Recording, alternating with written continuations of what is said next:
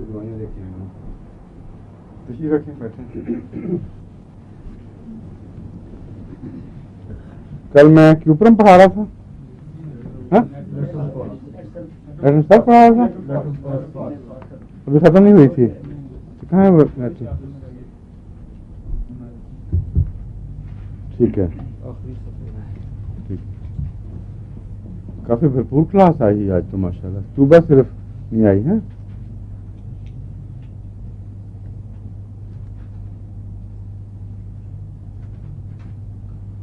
میں کل ایک بتا رہا تھا، ایبسینٹ بھی ہے، کوپیس بھی ہے، فریکوینٹ بھی ہے، لیٹ بھی ہے، سب قسم کی چیزیں ہیں. اگر باقی علامتیں ملیں تو پھر یہ مفید ہوگی.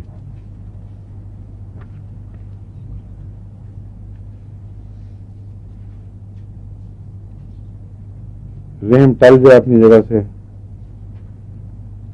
اسٹیبلٹی اگر اس کی وجہ سے ہو، بعض دفعہ اسٹیبلٹی ہوتی ہے کہ اس کی پوزیشن ٹھیک نہیں ہوتی ہے رحم کی، تو اس میں یہ پھر دوا مفید رہے گی،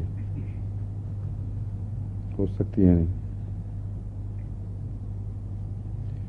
کھانسی اس کی ہر قسم کی لکھی ہوئی ہے. اگر hoarseness and loss of voice, respiration asthmatic یعنی دمے میں بھی مفید ہے، اور ہیکنگ ہولو شارٹ ریکنگ کاف، اریٹیشن ان چیسٹ اور لیرنگس یا چیسٹ میں اریٹیشن میں یہ بہت مفید ہے.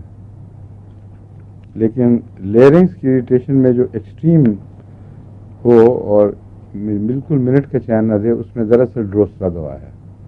ڈروسرا سے بہتر لیرنگ کی سخت اریٹیشن میں اور کوئی دوا نہیں ہے، اس لیے اس کو اپنی جگہ یاد رکھنا چاہیے.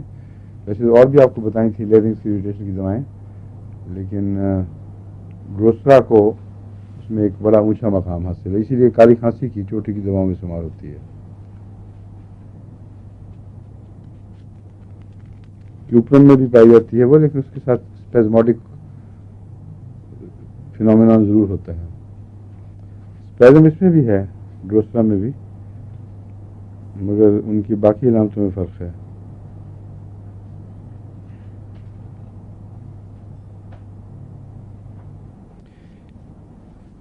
اس میں ایک خاص بات یہ ہے نیٹرم پاس میں کہ جس طرح میں نے آپ کو بتایا تھا تیر کے چلنے کا احساس، اس طرح ایک ببل کا اس کا احساس ہوتا ہے.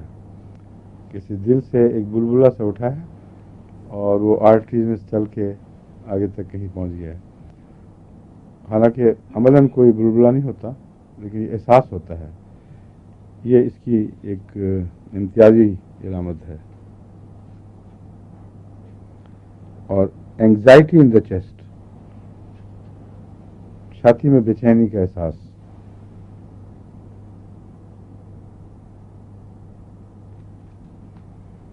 sudden feeling of fullness in the upper part of the chest. oppression of the chest، یہ ساری وہی چیزیں ہیں جو بے چینی کی باتیں ہیں، ان کا یہ حصہ ہے. اچانک جیسے بھر گئی ہے چھاتی کسی چیز سے، اور آپریشن ہے، درد بھی ہوتی ہے، بعض دفعہ ہو سکتا ہے پری انجائنل سمٹمز ہوں.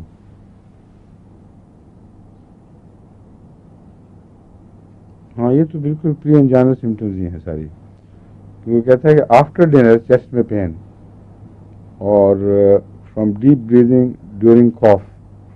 واکنگ تو اس نے نہیں لکھا، لیکن یہ باتیں ساری علامتیں ظاہر کر رہی ہیں کہ نالیاں سکڑ رہی ہیں وہاں کچھ، جب وہ آکسیجن کی کمی محسوس ہوتی ہے تب یہ تکلیفیں بڑھتی ہیں.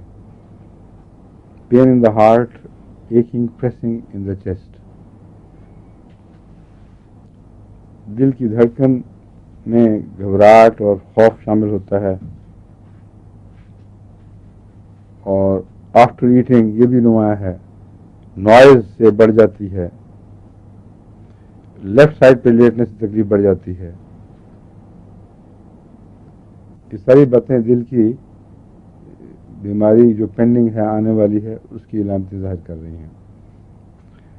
تھنڈر اسٹارم سے تکلیف کا بڑھنا. تھنڈر اسٹارم بہت سے ایسمیٹک یعنی دمے کے مریضوں کے لیے مضر ہوتا ہے. بعض تو تھنڈر اسٹارم کے آنے سے بہت پہلے ہی بتا دیتے ہیں کہ تھنڈر اسٹارم آنے والا ہے، یعنی علامتوں سے ان کی خاص سانس کی علامتیں ظاہر ہوں تو پتہ چل جاتا ہے کہ تھنڈر اسٹارم آنے والا ہے. اس پہ باقاعدہ ریسرچ بھی ہو چکی ہے. اسرائیل میں ایک سائنٹیفک ٹیم نے ریسرچ کی تھی. بعض لوگوں کو پتہ چلا کہ کوئی الیکٹرانک آلہ جو سب سے زیادہ سینسٹیو تھا وہ بھی کسی تھنڈر اسٹارم کا پتہ موسم کی موجود تبدیلی سے نہیں کر سکتا تھا. تو بعض جو دمے کے مریض تھے جو غیر معمولی حساس تھے اس کو، ان کے دمے کے حملے سے ان کو اندازہ ہو گیا کہ وہ آنے والا ہے، اور عالموں نے بہت بعد میں موسمی تبدیلیاں ریکارڈ کی. اور اس پر ریسرچ ہوئی تھی کیونکہ اس قسم کے کیسز رپورٹ ہوئے تھے وہاں سے، اور بہت سے مریضوں میں انہوں نے ریسرچ کی اور اس کو بالکل درست پایا. کہتے ہیں وہ جو انڈیکس اندر کا ہے وہ انویریبل ہے، یقینی طور پر پتہ دیتا ہے. چائنیز جو حکمت کی باتیں ہیں ان میں اس کا دمے کی الرجی کا تو نہیں، لیکن بعض دوسری علامتوں کا پتہ چلتا ہے کہ ان کا موسموں کی تبدیلیوں سے تعلق ہے. بعض لوگ کہتے ہیں جب ان کی چائنیز گیت بنے ہوئے ہیں موسم کے متعلق اور ایک پورا سسٹم ہے. اس پر ایک دفعہ ریڈر ڈائجسٹ میں مضمون چھپا تھا کہ امریکن سائنٹسٹ نے وہاں جو ریسرچ کی ہے اس سے پتہ چلا کہ ان کی فوک لاز میں موسم سے تعلق والی جتنی باتیں ہیں وہ بے حقیقت نہیں ہیں، ان کا تعلق ضرور ہے. بعض پرندوں کی عادتوں سے وہ بتاتے ہیں کہ کس قسم کا اسٹارم آنے والا ہے. اگر دائیں آنکھ پھڑکنے لگ جائے ایسے شخص کی جو نہیں پھڑکتی تو وہ بتائیں گے کہ یہ ہونے والا ہے. بہت دلچسپ مثالیں تھیں، مجھے اب یاد نہیں، لیکن ایک پوری کتاب ہے اس موضوع پر چائنا میں کہ موسم کی تبدیلیاں تم انسانی اور حیوانی عادات میں یا ان کی علامات میں کیسے معلوم کر سکتے ہو، کیسے پڑھ سکتے ہو. تو اللہ کا بہت باریک نظام ہے. اس لیے یہ نیوٹن فاسٹ میں بھی جو تھنڈر اسٹارم کا مادہ محسوس کرنے کا مادہ پایا جاتا ہے اسی مضمون سے تعلق رکھتا ہے. بہت انسان کے اندر گہری علامت خدا تعالیٰ نے صلاحیتیں بخشی ہوئی ہیں. ڈورسل ریجن میں لیفٹ اسکیپولا میں یا بٹوین اسکیپولاز میں درد ہو تو یہ بھی اس کی خاص علامت ہے. خاص نہیں یعنی اس کی علامتوں میں سے ایک ہے. پین ان لمبر ریجن ڈیورنگ مینسز. اگر لمبر یہ ہوتا ہے کمر کے پیچھے ویک میں اس میں اگر مینسز کے دوران پین ہو تو نیٹرم فاس اچھی سمجھی جاتی ہے. مگر میں نے دیکھا ہے کہ ساتھ اگر میک فاس اور کالی فاس ملائی جائے تو زیادہ اچھا اثر پڑتا ہے. یا پھر اگر یہ ناکام ہو تو کالی کاب اس علامت میں بہت اچھی ہے. اگر کمر کی درد زیادہ بڑھ جائے مینسز کے دوران تو پھر یہ کوئی دوا بھی کام نہیں آئے گی، بلکہ سمسی فوجا زیادہ موزوں ہے. کیونکہ نارمل یہ ہوتا ہے کہ مینسز جب ابھی شروع نہیں ہوئے اور آغاز ہے تو اس کو اسپیزم زیادہ ہوتے ہیں. ایک دفعہ جاری ہو جائیں اور کھل جائیں تو پھر عموماً عورت ٹھیک محسوس کرتی ہے. پھر جب وہ بند ہونے لگیں پھر بعض تکلیفیں آتی ہیں، بعض دفعہ نہیں بھی آتی. یہ جو دوائیں میں بتا رہا ہوں یہ مینسز کے آغاز کی علامتیں ہیں. مینسز کھل جائیں تو آرام آتا ہے. اگر مینسز کھلنے پر آرام کی بجائے تکلیف بڑھ جائے تو پھر سمیسی فوجا یا ایکٹیا ریسیموسا زیادہ موزوں دوا ہے.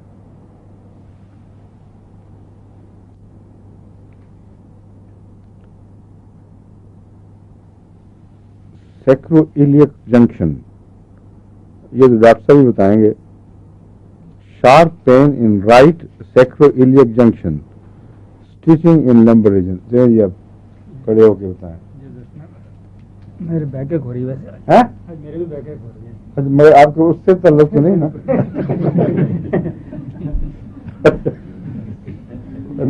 آپ کو ہاں جی ہاں جی دو یہاں پہ کولا ایک یہاں پہ جوڑ ہے اور ایک اس طرف جوڑ ہے. یہ ریڑھ کی ہڈی کی ایک شاخ دونوں طرف سے نکل کے ان کو جوڑ دیتی ہے گولے کو. ہاں ہاں, رب سی بنتی ہے. نہیں, رب سی رب جیسی میں نے کہا تھا, باہر نکلتا ہے. ریڑھ کی ہڈی کی ایک شاخ یہاں آتی ہے, یہ میں پوچھ رہا ہوں, یہ کہنا چاہتے ہیں آپ؟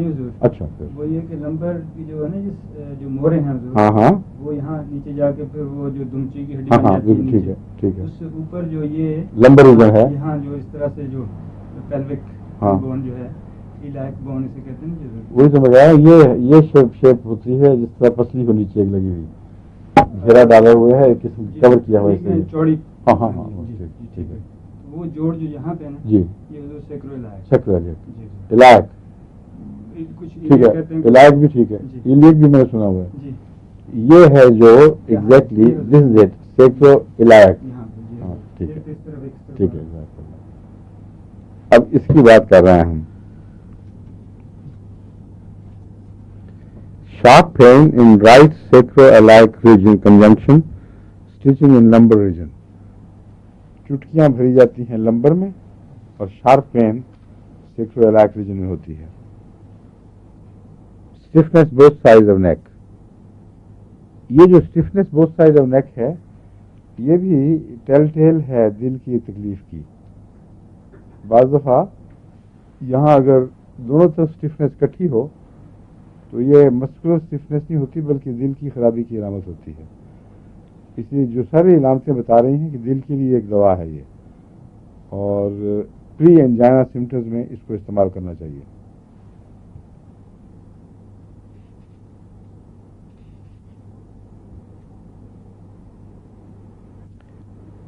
سلانوں کی طرح اس کے ہاتھ پاؤں بہت ٹھنڈے ہوتے ہیں, اگر کے بعد دوسری علامتیں اس میں پسٹیلا کی پائی جاتی ہیں.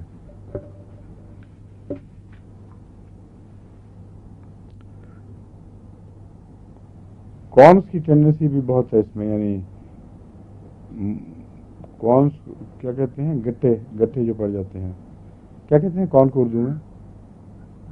مکئی کا دانہ ویسے تو کہتے ہیں نا کون کو. وہ جو نکلتے ہیں چھوٹے چھوٹے, ہاں چنڈی. ہاں ٹھیک ہے, چنڈ سے نکلا چنڈی. درد کی 30 ڈگری سے چنڈ ماری ہوگی. وہ کہتے ہیں جب اس میں جو بھی چنڈیاں پڑتی ہیں اس میں درد کی ٹیسیں ہوتی ہیں, مگر چنڈی کا جو کانسیپٹ ہے وہ فلیٹ زیادہ ہے میرے خیال میں. جیسے جوتی سے لگ کے ایک پورا حصہ کھرونٹ سے اوپر آ جاتا ہے, وہ موکھا نہیں ہوتا, موکھا ٹائپ کی چیز نہیں. کون جو ہے وہ موکھا ٹائپ کی چیز ہے, وہ ابھر کے نمایاں ہو کے ایک لمپ سا بن جاتا ہے, اور وہ بہت تکلیف دہ چیز ہے. اس پر غلطی سے کسی کو پاؤں پڑ جائے تو بہت سخت درد کی ٹیس اٹھتی ہے. یہ کون کی بات کر رہا ہے؟ کون کا ترجمہ کوئی اور سوچا آپ کو کہ نہیں چنڈی کے علاوہ؟ یہی چلتے ہیں, جیسے آپ ہمارے ویسے ہوتے ہیں جہاں رہتی ہے بس انہیں پر کون کا ناٹ فار بیٹر کیل لکھو نا, یہ ہے کون جو ہے وہ کیل نما ہوتا ہے, اور چنڈی فلیٹ سخت ہوئی سرفیس ہے. درد اس میں بھی کون کی طرح ہوتی ہے مگر اور ذرا سی, کوئی ایک اسپاٹ نہیں, ساری چنڈی کے اوپر ہاتھ لگائیں دبائیں تو درد ہوگی. کون میں ایک بیچ کا کیل ہے جو سب سے زیادہ سینسٹیو ہے, اس کو آپ نکال دیں تو کافی دیر تک آرام رہتا ہے. اور اپنے جو میں آپریشن کرتا رہوں کوئی اور احتجاج نہ کرے کہیں, اس میں کون کا آپریشن بھی میں خود ہی کرتا ہوں ہمیشہ. اب تو ہوتا ہی بہت کم ہے شاذ کے طور پر. اصل میں یہ جو بیماری ہے زیادہ بوٹوں سے تعلق رکھتی ہے, اور بچپن میں جو ہم بوٹ پہنا کرتے تھے اس زمانے میں اچھے بوٹ کی علامت یہ تھی کہ ایڑیاں کاٹ کھائے بالکل, اور پنجے بھی سکیڑ دے. اور شروع میں جب اسکول نئے بوٹ پہن کے بچے جاتے تھے تو 4 سے پتہ چل جاتا تھا کہ بوٹ نئے ہیں. اور مہینہ بیچارے سفر کرتے تھے تب جا کے بوٹ بیٹھتا تھا اپنے مقام پہ. اس وقت تک وہ چنڈیوں وغیرہ کے رجحانات شروع ہو جاتے تھے, اور اس میں کونز بھی ہوتے تھے. اس لیے مجبوری تھی کہ پہاڑوں پہ جب ہم جاتے تھے ایسے بوٹ پہن کے, تو اس زمانے میں جاگرز بھی نہیں تھے, انہیں کے ساتھ ہمیں باہر گزارا کرنا ہوتا تھا اور چلنا ہوتا تھا لمبا 20-22-25 میل تک بھی. تو اس لیے مجبوری تھی کہ آپریشن مجھے خود کرنا پڑتا تھا اپنا, اور آرام سے ہو جاتا تھا, کچھ بھی ایسی تکلیف دہ چیز نہیں. کوئی اور کرے تو پھر تکلیف ہوتی ہے. سرجن اگر کرے اس کو پتہ نہیں نا کہ کہاں سینسٹیو نرو ہے, وہاں اس کو ٹچ کر رہا ہے. اپنے ہاتھ سے تو بڑے آرام سے انسان اس کو اسکریپ کر کے پھر میں اور ترکیب ایک نکالی, وہ بھی آپ کے لیے مفید ہو سکتی ہے. چنڈیاں اور یہ کونس بعض پاؤں کے نیچے ہوتے ہیں, وروکاز بھی ہوتے ہیں, ان کو اگر شیو کر دیا جائے تو بہترین علاج ہے بجائے آپریشن کرنے کی. ویسے اس میں بعض بے احتیاطی سے ذرا ڈیپ ہو جائے تو خون بھی نکلتا ہے زیادہ. عام شیو کرنے والا ہے تو ریزر, اس کے ساتھ آہستہ آہستہ شیو کرنا شروع کریں, کوئی بھی تکلیف نہیں ہوتی, اور رستہ آہستہ وہ باریک باریک وہ پپڑیاں بن بن کے اترتا جاتا ہے یہاں تک کہ فلیٹ ہو جاتا ہے. فلیٹ ہو کر کافی دیر تک دوبارہ آرام مل جاتا ہے. پھر اگر اندر سے کیلا نکالا جائے تو پھر وہ دوبارہ اٹھتا ہے. تو یہ سارے ذرائع ہیں جو ہومیوپیتھی کے علاوہ بھی انسان کو معلوم ہونے چاہیے. ٹھیک ہے ڈاکٹر صاحب, اب اپنی سرجری میں بلیڈوں کے علاوہ ریزر بھی لے کے بیٹھے ہیں.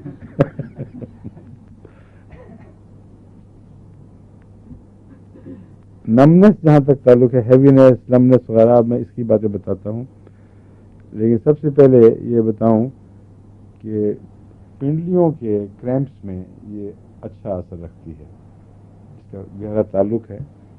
پنڈلیوں کے کریمپس میں اور جو دوائیں ہیں وہ ہیضے والی سب دواؤں میں پنڈلیوں کے کریمپ شامل ہیں.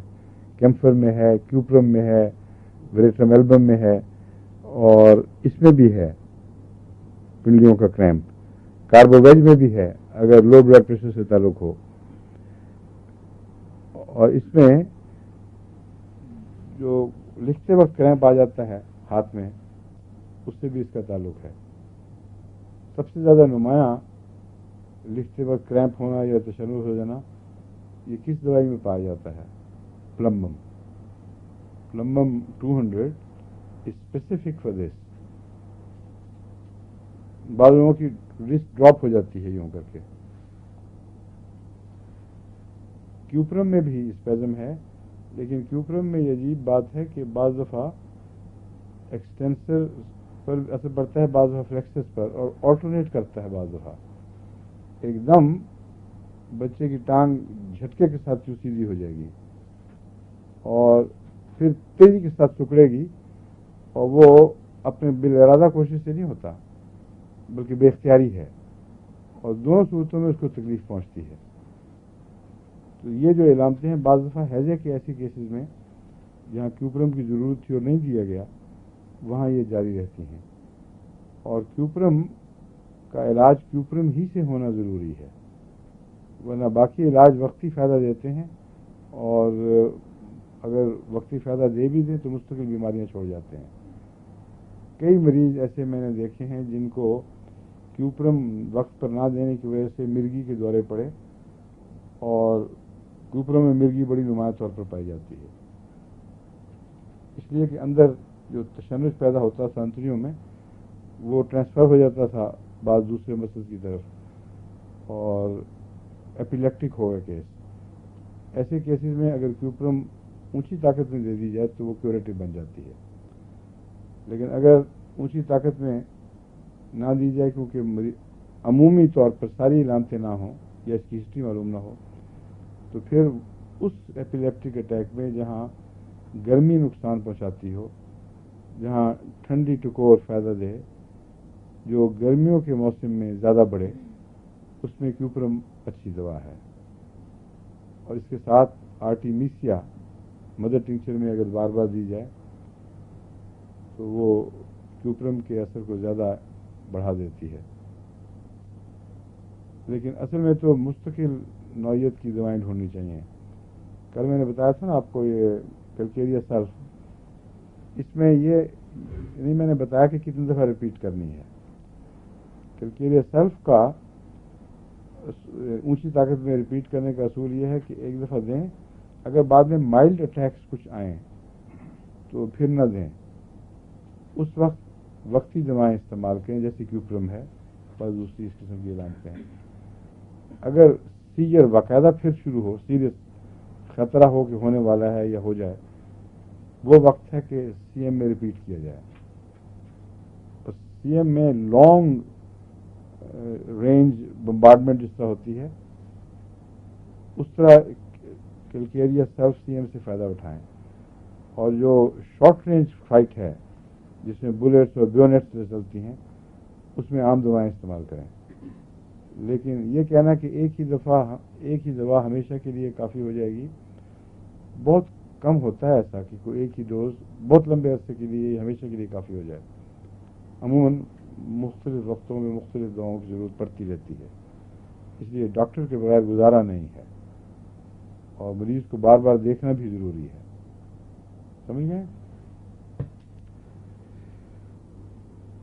ہاں، اس کی لمز کریمپس میں نے بتایا تھا، کابز میں ہیں، فیٹ میں بھی ہوتے ہیں، ہاتھ میں بھی ہیں، جوڑوں میں کریکلنگ آوازیں، اٹھتے بیٹھتے ٹک ٹک، کبھی گھٹنے میں ہو رہی ہے، کبھی کونیوں میں ہو گئی، کندھوں میں ہو گئی. یہ جو آوازیں ہیں کریکل کی، یہ بھی نیٹرم فاس میں پائی جاتی ہیں. یعنی ضروری نہیں کہ صرف نیٹرم فاس ہی ہو. Numbness of limbs, upper limbs, right hand and arm, fingers, right fingers, feet. جس کا مطلب یہ ہے کہ اس کی نمنس پارشل ہوتی ہے، جس طرح کوسٹیکم کا پیرالسس ہوتا ہے. یعنی یہ مختلف آرگن سے تعلق رکھتی ہے، سارے جسم کی پھیلی ہوئی نہیں، بلکہ کبھی ہاتھ میں نمنس ہو گئی، کبھی انگلیوں میں، کبھی ٹوز میں. اس میں اس کا استعمال جو ہے وہ ممکن ہے فائدہ دے، مگر اور دوائیں بھی ہیں. اس کے رومٹزم کی علامتوں میں اس کی افینٹی رائٹ شولڈر سے بڑی نمایاں ہے. نیٹرم فاس کا رومٹزم بالعموم دائیں شولڈر سے شروع ہوتا ہے اور بعض دفعہ دائیں شولڈر ہی میں رہتا ہے.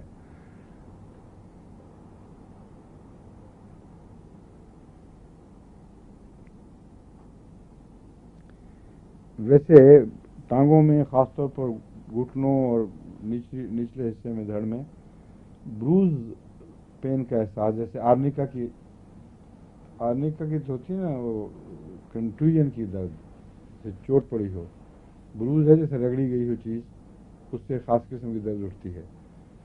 بروز پین کا احساس نیٹرم فاس میں لوور لمز میں پایا جاتا ہے.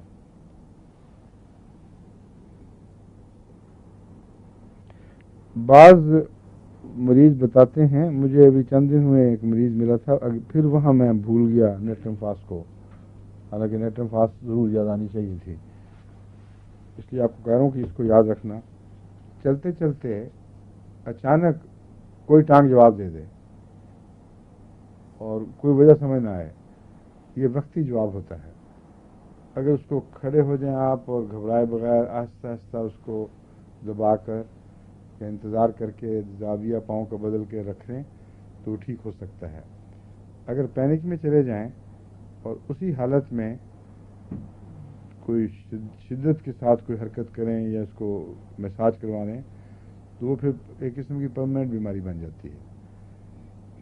مسلز نے ہمارے جوائنٹس کو، ہر چیز کو اپنے متوازن مواقع پر رکھا ہوا ہے. اگر ایک جگہ مسل میں اچانک ٹینشن پیدا ہو، اس میں اسپیزمز ہیں مقامی، یہی میں بتانا چاہتا ہوں، اس تعلق میں یہ بات سمجھا رہا ہوں کہ اس کے اسپیزمز ہوتے ہیں آرگینک یا مقامی، اور بعض دفعہ ایک مسل میں اسپیزم ہو جائے تو اس کی ٹینشن سخت ہو جاتی ہے اور دوسرے مسل کی ٹینشن میں نرمی آ جاتی ہے، کمزوری آ جاتی ہے، تو عضو کو ایک طرف وہ کھینچتا ہے.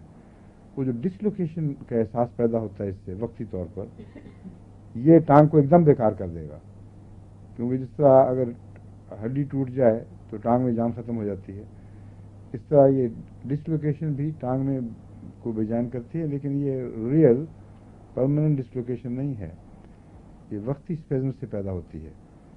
اور ایک عورت مجھے اپنی فیملی کے ساتھ ملنے آئی تھیں، انہوں نے بیماری یہی بتائی مجھے. انہوں نے کہا یہ بڑی مصیبت ہے، بعض دفعہ چلتے چلتے ایک دم ٹانگ میں جان نکل جاتی ہے اور لگتا ہے کہ کچھ اکھڑ گیا ہے سب کچھ. اس وقت کوئی اور دوا میں نے ان کو دے دی تھی, اللہ کے فائدہ ہو جائے, مگر یہ دوا تھی جو یاد آنی چاہیے تھی. Liver spots. لیور اسپاٹس کہتے ہیں جو جسم پر برس کے علاوہ جو بھی داغ ہوں, بعض دفعہ وہ گول ہوتے ہیں, بعض دفعہ بغیر کسی دائرے کے, بے طریقہ, بے ہنگم, ان سب کو ہم ہومیوپیتھک ٹرمز میں لیور اسپاٹس کہتے ہیں. بعض ریڈ ہوتے ہیں, بعض براؤن ہوتے ہیں, بعض یلو. لیٹرم فاس کا تعلق کس رنگ سے ہے؟ یلو سے. تو یلو اس میں ضرور ہوگا.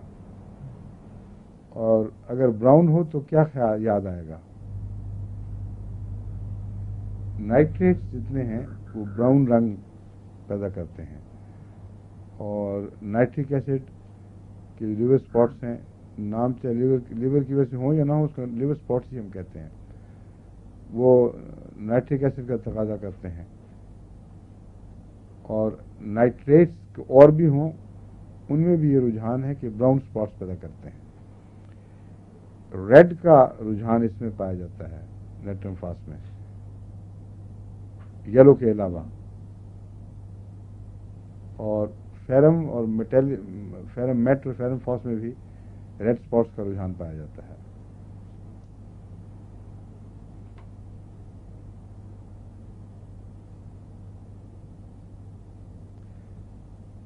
جانڈس اسکن ہو اگر تو اس میں مفید ہے. اور واٹس کے متعلق دوبارہ پھر خصوصیت سے ذکر ہے کہ واٹس میں یہ اچھا اثر رکھتی ہے, اس لیے واٹس میں اس کو بلانا نہیں چاہیے. اب کیا پڑھانا ہے؟ کیوپرم, ٹھیک ہے. کیوپرم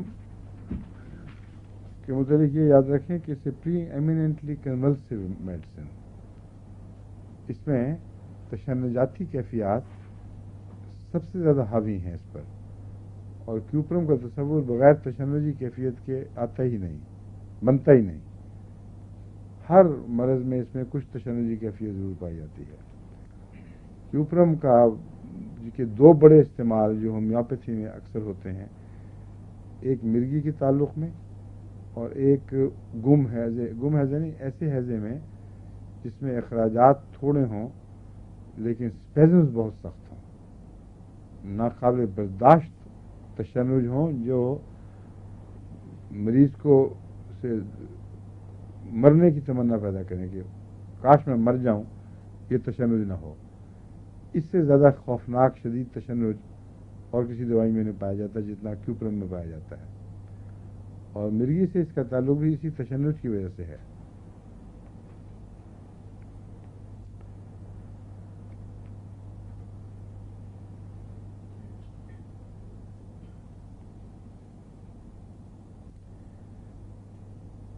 کینٹ نے بھی لکھا ہے, the conclusive tendency associates itself with almost every complaint that cuprum creates and cures. یہ جو خاص سے خاص اس کی کنولسو رجحان ہے, یہ کیوپرم کی کسی بھی بیماری میں ضرورت پڑے جس سے اس کا تعلق ہو, اس میں کنولشن ضرور پائی جائیں گی. اگر کسی مرض میں کنولشنز کا کوئی نشان نہیں ہے, کیوپرم کو بھول جائیں وہاں. یہ ہو ہی نہیں سکتا کہ کیوپرم ہو اور کسی نہ کسی رنگ میں تشنجی علامتیں نہ پائی جائیں. اور چھوٹے مسکولر لیول پر بھی یہ اس قسم کی حرکتیں کرتا ہے, twitching, quivering, trembling, also tonic contractions. Tonic, doctor صاحب یہ دو لفظ ہیں, ایک ٹونک کنٹریکشنز ہوتی ہیں, ٹونک, ان میں آپ کیا تلفظ اختیار کرتے ہیں؟ ٹونک, ٹون سے تعلق رکھنے والے. اور دوسرے کا نام کیا ہے اصطلاح؟ نان ٹونک کو کیا کہتے ہیں؟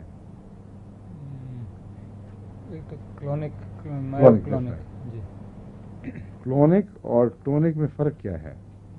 کہتے ہیں جو ٹیمپرری ایک قسم کا کھینچ جسے کہتے ہیں ٹوچ ہوا اور کلونک جو ہے وہ زیادہ لمبے عرصے تک لمبے عرصے تک جی اور جو اس سے بھی زیادہ لمبا عرصہ ہو اس کو کیا کہتے ہیں؟ اس کو تو پھر اسپیزم کہیں گے یا اسپیزم تو ضروری نہیں لمبا ہو چھوٹا بھی ہو سکتا ہے یوزلی میرے خیال میں یہ بعض دفعہ بعض اسپیزم مسلس کے مستقل بیٹھ جاتے ہیں لیکن چھوٹے بھی ہوتے ہیں اسپیزم آئے گئے کوئی خاص ایسی اصطلاح نہیں ہے جو ڈیوریشن کے لحاظ سے وہ نمایاں فرق کرے جی ٹھیک ہے کوئی نہیں اچھا اب یہ ہے quivering trembling it has also tonic contractions so that the hands are closed violently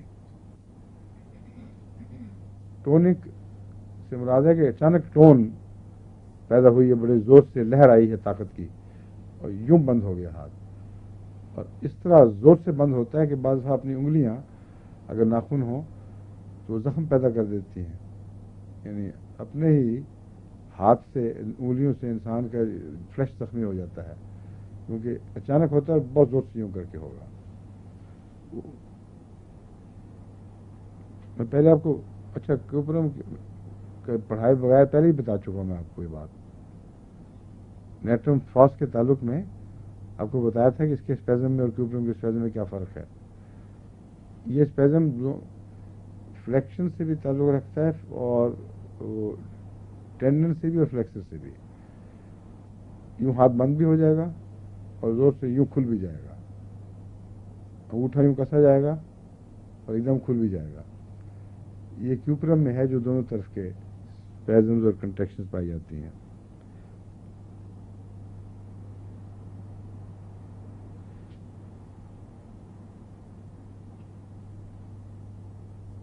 دماغ پر بھی اس کا اثر پڑتا ہے یہ وہ دوا ہے جو ان دو بیماریوں کے سوا جو میں نے بیان کیے ہیں نسبتاً کم استعمال کی جاتی ہے ہومیوپیتھی میں حالانکہ اس کا تعلق بہت سی دوسری بیماریوں سے بھی ہے اس کو اگر آپ غور سے سمجھ لیں تو کسی نہ کسی دن کام آنے والی چیز ہے variety of mental symptoms delirium incoherency speech incoherency of speech, loss of memory. اب یہ جو چیزیں ہیں ان سب کا اسپیزم اور کنولشن سے تعلق ہے بعض دفعہ وہ بلڈ آرٹری جو فیڈ کر رہی ہے دماغ کو اس میں اسپیزموڈک کنسٹرکشن ہوتی ہے اور اس کے نتیجے میں یہ ساری علامتیں پیدا ہوں گی incoherency of speech loss of memory وغیرہ وغیرہ تو اس بنیادی خاصے کو یاد رکھیں کہ اس کی کیوپرم کی بیماریوں کا اسپیزم سے ضرور کچھ نہ کچھ تعلق ہے delirium unconsciousness jerking and twitching of the muscle ساتھ ساتھ چلے گی انکانشیسنیس میں ایک اور ٹویچنگ ہے جو ون سائیڈڈ ہوتی ہے وہ میں نے آپ کو بتائی تھی نا کس دوا میں ہے بتائیں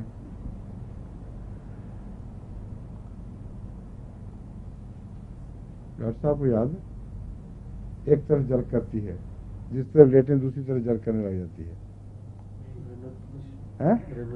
ریننکلس ریننکلس میں یہ چیز پائی جاتی ہے کہ ایک طرف جس طرف کروٹ مریض لیٹتا ہے اس کے اپوزٹ سائڈ پہ جرک آنے لگ جاتے ہیں اور ایک دوا میں ہے جس کروٹ لیٹتا ہے اس کے مسلز میں جرک آئے وہ کون سی ہے ایک ہی پٹی میں شروع میں پڑی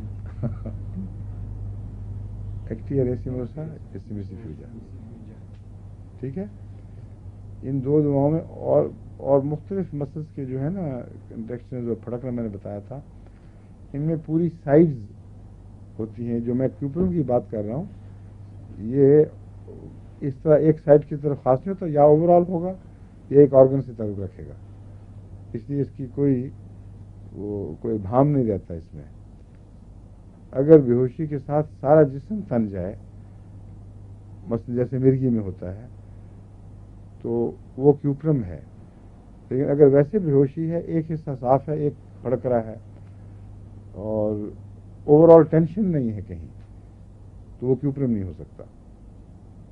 کیوپرم میں ایک اور علامت یہ ہے کہ اس میں نلاہٹ پائی جاتی ہے. کیوپرم کا نلاہٹ سے بہت تعلق ہے. اور دوسری بات کیوپرم کی خاص یہ ہے کہ اس کے اسپیزمز کا آغاز سینٹر سے نہیں ہوتا بلکہ کناروں سے ہوتا ہے اور سینٹر کی طرف چلتا ہے. انگلیوں کے پوروں سے شروع ہوگا اسپیزم, انگوٹھے سے, انگلیوں سے, پھر یوں مڑیں گے.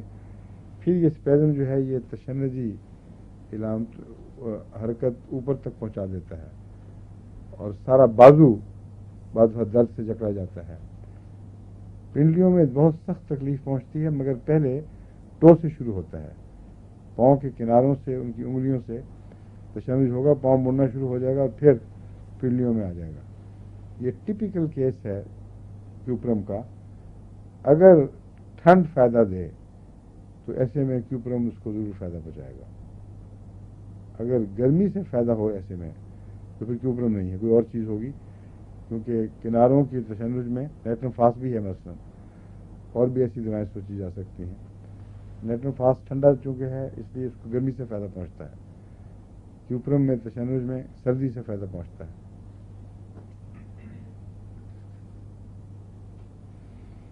اس میں آنکھیں بھی چڑھ جاتی ہیں. ڈھیلے عموماً اوپر کی طرف ہو کے اٹک جاتے ہیں ایک جگہ. یہ بھی ٹپیکل کیوپرم کی بے ہوشی سے تعلق رکھنے والی بات ہے.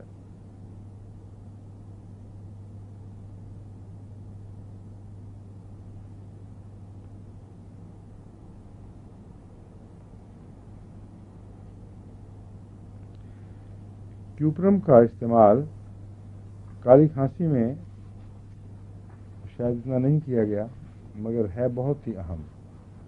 میرے نزدیک کیوپرم کو کالی کھانسی اور دمے کے انتہائی تشنج میں استعمال کرنا چاہیے. اگر گرمی کی علامت ہو تو یہ ضرور فائدہ پہنچاتی ہے اللہ کے فضل کے ساتھ. اور میرے تجربے میں ہے یہ دونوں باتیں. بعض وقت خیال نہ آئے تو اور بات ہے, مگر اگر خیال آئے کہ کیوپرم کا امکان ہے, گرمیاں ہیں, تشنج ایک دم سانس کی نالی کو گھونٹ دیتا ہے, اور مریض نہ بھی بتائے موسم کی گرمی حالات کیوپرم کی طرف توجہ دلاتے ہیں. اگر ایسے مریض کو ٹھنڈا کوئی لگا دیا جائے, کپڑا بھگو کے یا ٹھنڈی برف کی ٹکور کی جائے تو اس سے اس کو فوراً فائدہ پہنچتا ہے. اور اگر کیوپرم موجود ہو تو فوری طور پر بلا تاخیر کیوپرم دے دینا چاہیے.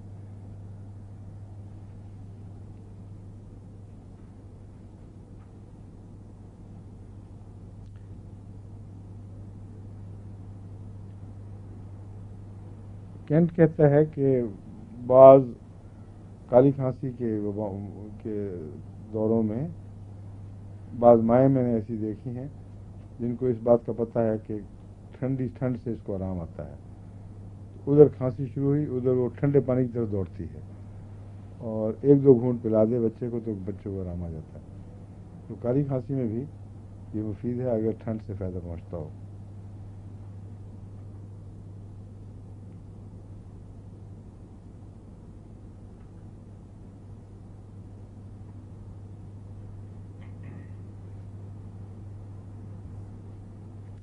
میں نے کہا زیفوائڈ اپینڈکس کیا ہوتا ہے ڈاکٹر صاحب؟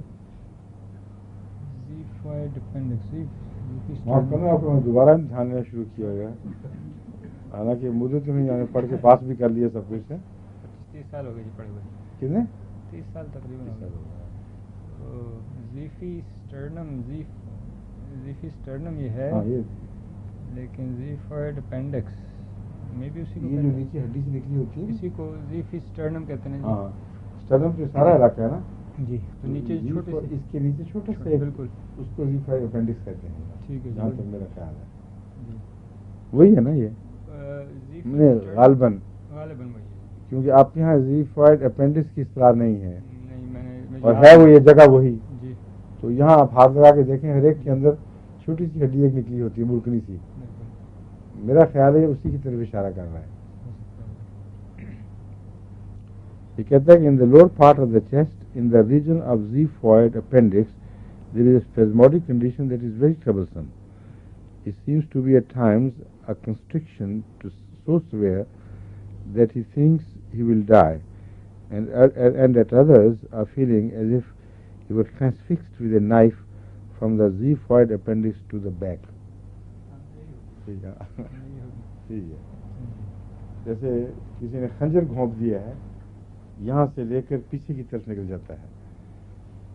یہ جو علامت ہے یہ دراصل تشنج سے پیدا ہوتی ہے, اور اس تشنجی علامت میں کیوپرم کی ایک خوراک میجک اثر دکھاتی ہے, اور زیفائڈ کے اندر جو گھٹن کا احساس اور تشنج سے درد کی لہریں جو چھرا جس طرح گھونپ دیا گیا ہو, اس میں کیوپرم کو نہیں بھولنا چاہیے. اس پہلو سے بعض دفعہ کیوپرم اس کے پتے کے تشنج میں بھی کام آتا ہے.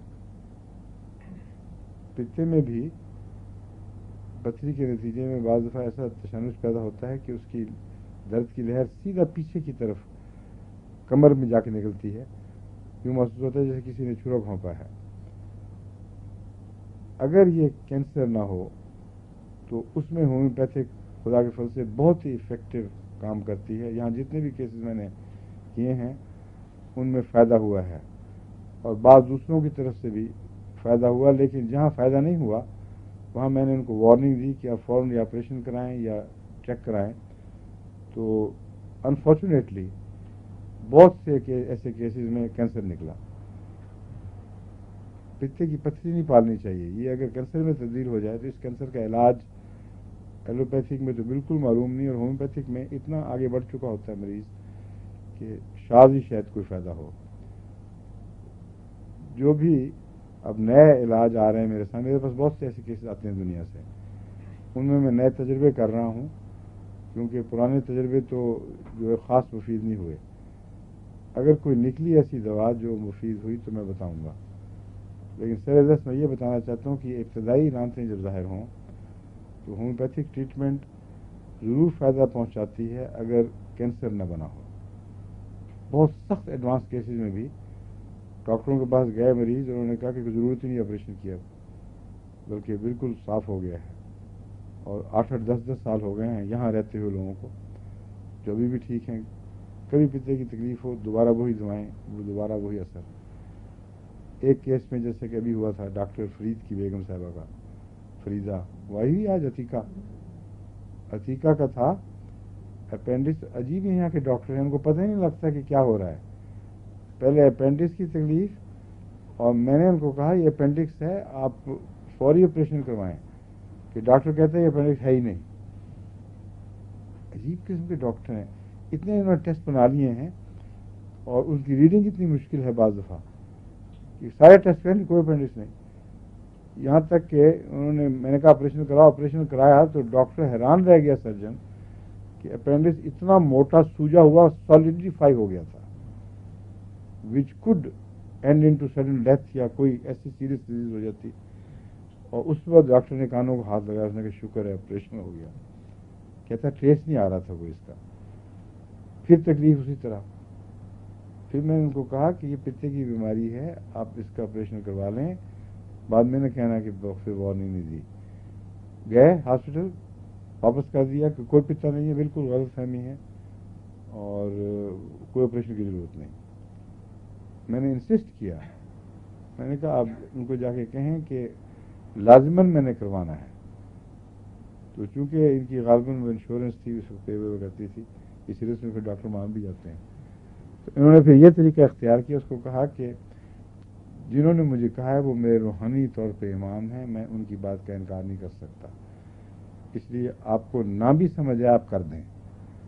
ڈاکٹر مان گیا, آپریشن کیا تو پتے میں پتھری وقت کے اوپر نکال دیا اس کو. تو ہومیوپیتھک علامتیں اکثر اوقات جو نئی قسم کے ٹیسٹ ہیں ان سے آپ کو مستغنی کر دیتی ہیں, اور جتنا زیادہ باریکی سے آپ علامتوں کا پیغام سمجھ سکتے ہیں اتنا ہی آپ کا فیصلہ زیادہ درست ثابت ہوتا ہے بنسبت ان ٹیسٹوں کے, اور بہت جلدی پتہ چل جاتا ہے. کئی ایسے مریض آئے ہیں بالکل ہارٹ کا کیس, میں نے کہا سوال ہی نہیں, تمہیں ہارٹ کی کوئی تکلیف نہیں ہے, کہ ڈاکٹر تو کہتے ہیں سارے میں نے کہا پھر چلے جاؤ بے شک ڈاکٹروں کے پاس. وہ جب اندر اینجیوگرافی کی تو پتہ لگا کوئی تکلیف نہیں تھی. دل جو ہے اس کا معدے سے ایک بڑا گہرا تعلق ہے.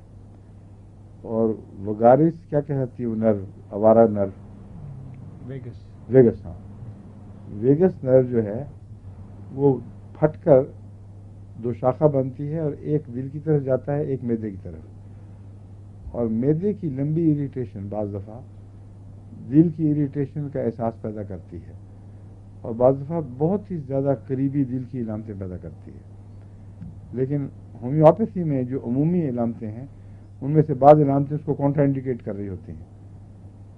اس لیے آپ اگر ہومیوپیتھک علامتوں کو سمجھتے ہوں تو آپ کہیں گے لگتا ہے دل کی تکلیف ہے کہ دل کی نہیں ہے, اور ڈاکٹر کہہ دیتے ہیں دل کی ہے. جا کے آپریشن ٹیبل پہ رکھیں تو پھر پتہ چلتا نہیں تھی.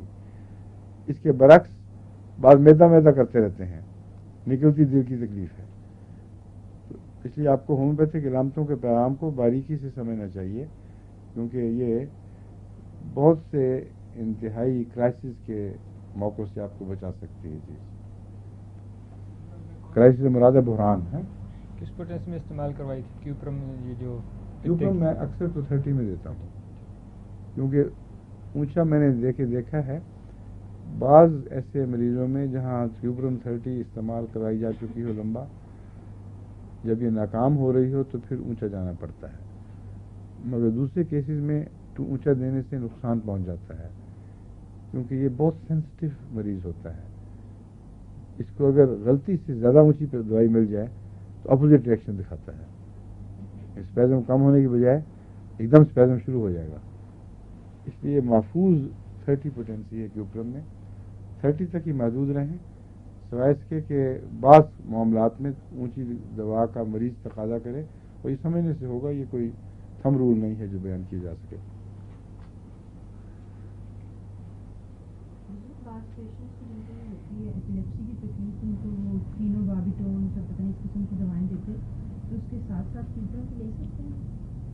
تینوں باربیٹنز وغیرہ جو ہیں ان کے متعلق میں ان کو یہ مشورہ دیا کرتا ہوں کہ آپ ایک دم وڈرا نہ کریں, کیونکہ وڈرا سمٹمز بھی بعض دفعہ بڑی خطرناک ہوتی ہیں. آپ اس کو ٹیپر آف کرنا شروع کریں, اور ان دواؤں کو جو ایپیلیپسی کی دوسری دوائیں بھی ملتی ہیں ان کے متعلق میں ان کو مریضوں کو یہ بتاتا ہوں کہ وہ ایپیلین ہوتی ہے ایک دوا شہزاد کی, ایپیلیم, ہاں, اس کو گھور کے کم کرنا شروع کر دیں, اور 15-20 دن تک یہ تسلسل یہ سلسلہ جاری رکھیں یہاں تک کہ وہ دوا غائب ہو جائے.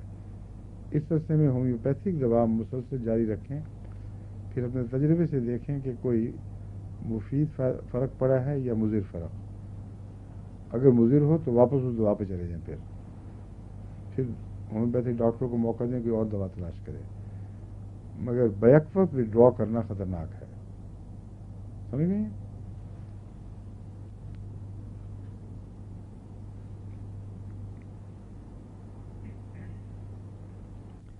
اس کی کریمپس میں آپ کو بتایا نا کہ چیسٹ میں بھی ہوتی ہیں, مسلز میں بھی ہوتی ہیں, ٹانگوں میں بھی ہوتی ہیں.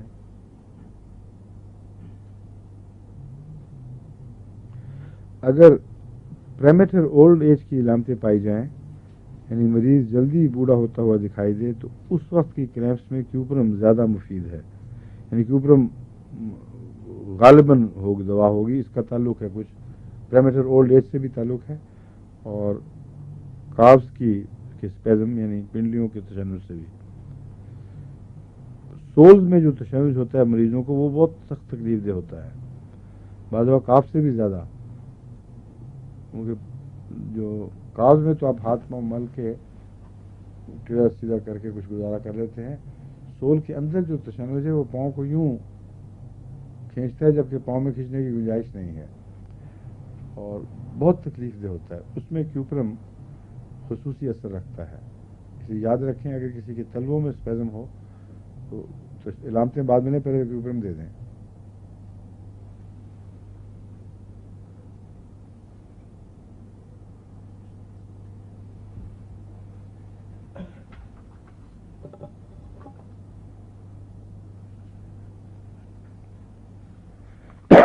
محسوسی صاحب چلے گئے یا یہیں ہیں؟ صوفی خدابر صاحب اب زیروی ہیں، ہاں ان کو یہ پیغام دے دینا.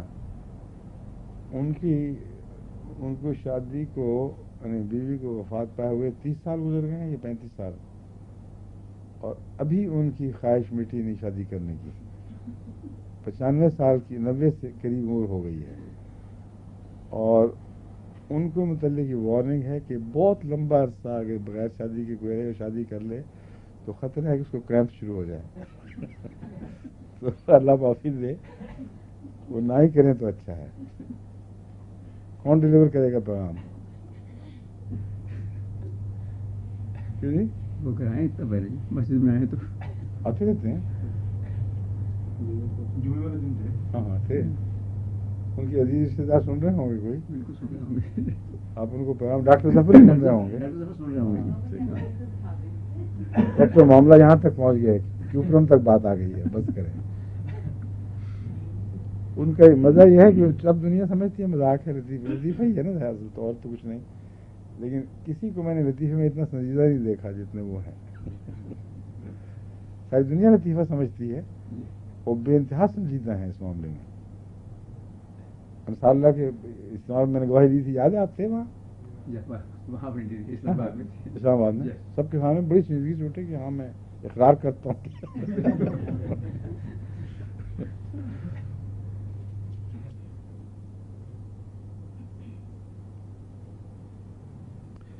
اچھا، اگر مینسٹرل اسپیزمز میں انگلیاں انوالو ہوں پہلے بعض دفعہ ہوتا ہے تو یاد رکھیں کیوپرم ہی دوا ہے. بلا تاخیر کیوپرم دیں. اگر تشنج یہاں بھی محسوس ہو انگلیوں میں تو کیوپرم ہر جگہ کے تشنج کو دور کرتا ہے.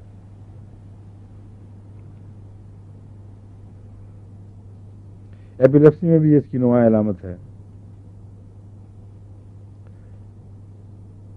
بعض دفعہ چیخ بھی نکلتی ہے ایسے مریض کی، اور بعض دفعہ یہ جو اسپیزمز ہیں نا کیوپرم کے، میں نے آپ کو بتایا تھا بعض دفعہ اسپیزمز ہوتے ہیں، بعض دفعہ ڈھیلا کر دیتا ہے چیز کو.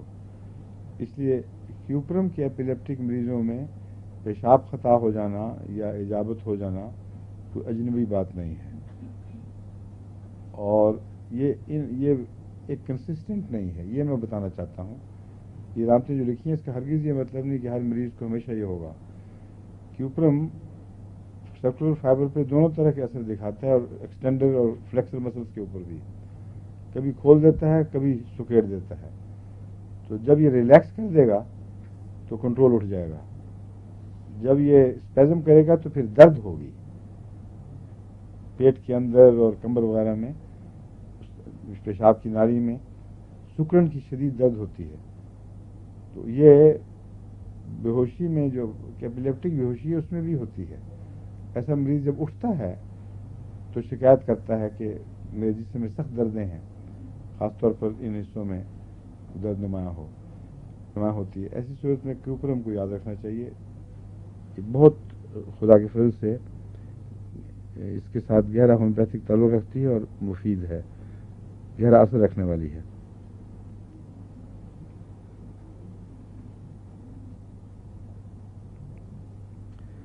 ایک اور اس کی علامت ایسی ہے جو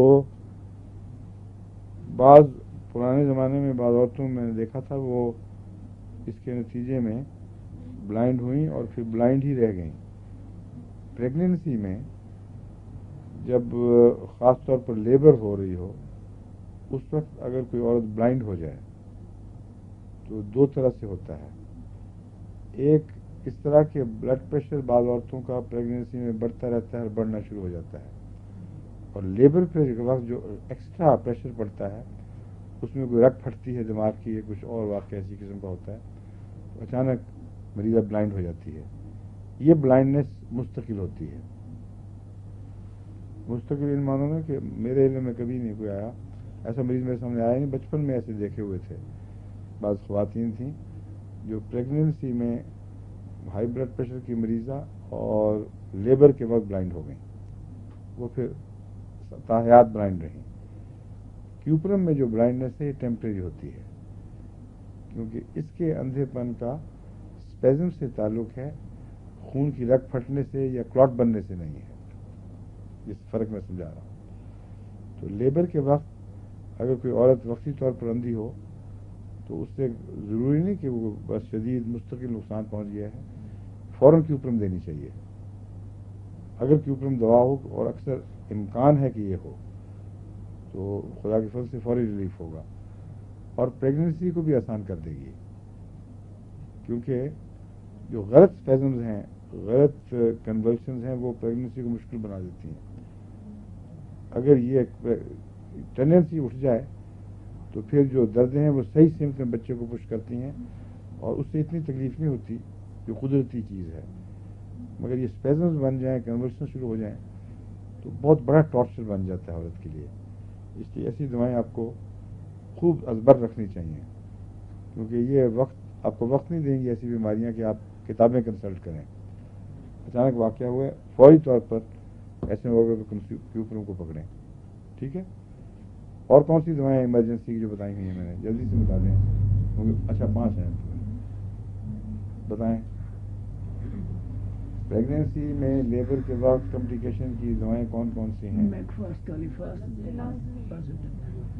اور کیا فرق کیا ہے علامتوں میں؟ جرسیمیم, کولوفائلم, جرسیمیم اور کالیکاپ. رائٹ, بالکل ٹھیک ہے. اور کالیکاپ کون بول رہا تھا, آپ؟ ہاں, ڈاکٹر صاحب. اور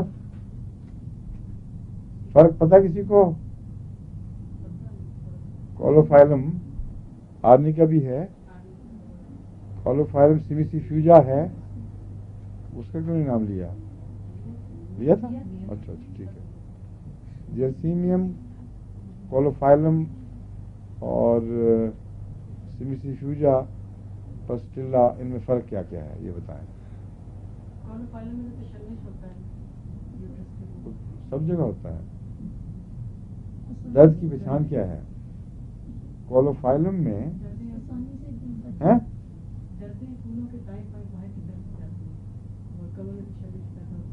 اندر کی طرف کس میں جاتی ہیں؟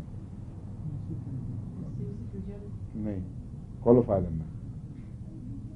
سمیشی فیوجا میں تشنج دونوں کولوں پر دائیں بائیں بیٹھتا ہے زیادہ, اور درد بھی وہیں جا کر تشنج بن جاتی ہے.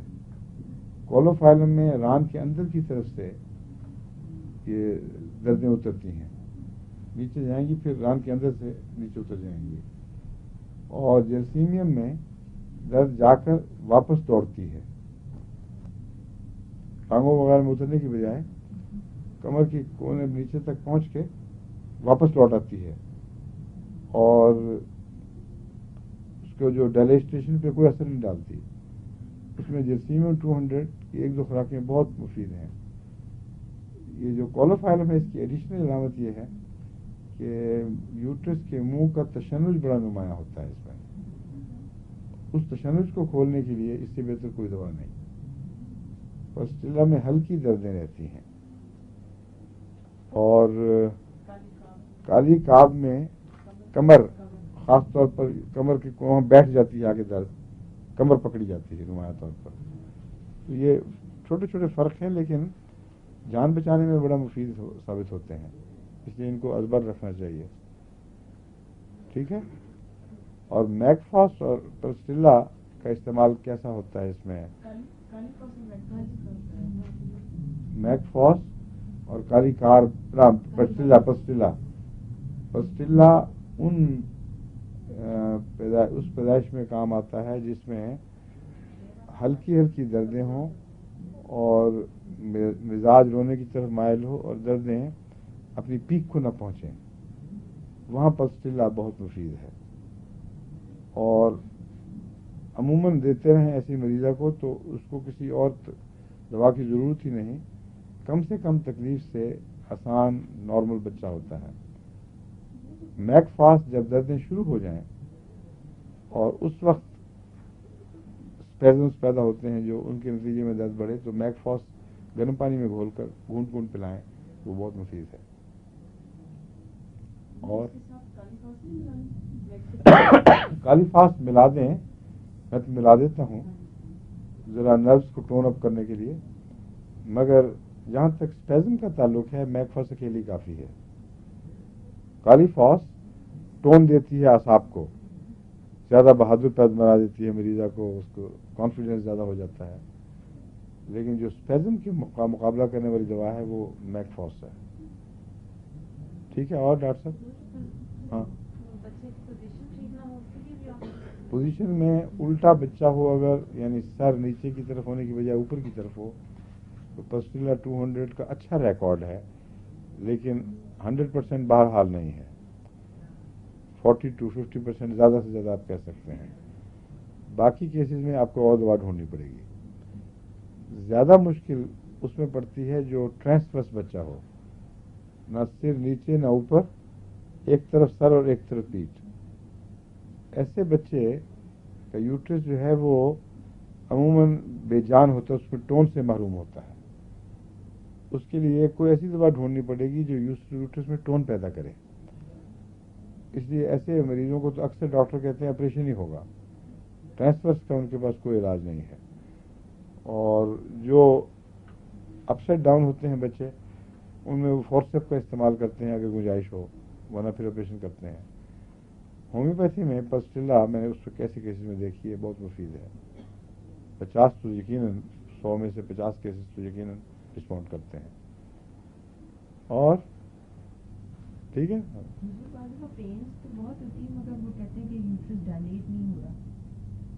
ڈائلیٹیشن کے لیے تو میں آپ کو بتایا تھا کالوفائلم. ٹھیک ہے. اچھا جی، السلام علیکم. بات ختم ہو گئی ہے، پھر سے بات کیا